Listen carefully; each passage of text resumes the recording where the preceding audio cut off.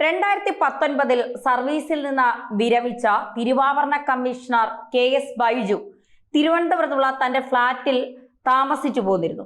കഴിഞ്ഞ ദിവസം രാത്രി അപ്രതീക്ഷിതമായി ശബരിമല സ്വർണ്ണക്കൊള്ളയെക്കുറിച്ച് അന്വേഷിക്കുന്ന അന്വേഷണ സംഘം വൈകുന്നേരം അദ്ദേഹത്തിന്റെ ഫ്ളാറ്റിലേക്ക് കടന്നു ചെല്ലുന്നു. ശബരിമല സ്വർണ്ണ തട്ടിപ്പ് കേസിൽ KS ബൈജുവിനെ അറസ്റ്റ് ചെയ്യുന്നുവെന്ന് അന്വേഷണ സംഘം അദ്ദേഹത്തോട് പറയുന്നു.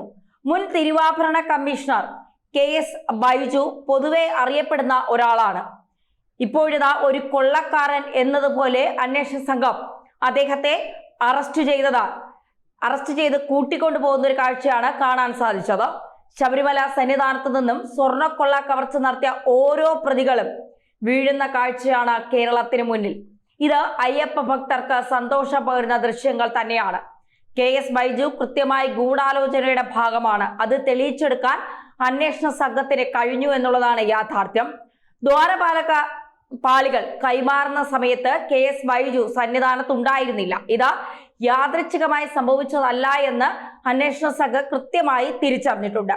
മാത്രമല്ല KS ബൈജുവിന്റെ അസാന്നിധ്യം ഗൂഢാലോചനയുടെ ഭാഗമാണെന്ന് തിരിച്ചറിഞ്ഞ അന്വേഷണ സംഘം മറ്റു കേസുകളുടെ ഉൾക്കാമ്പുകളിലേക്ക് കടന്നു.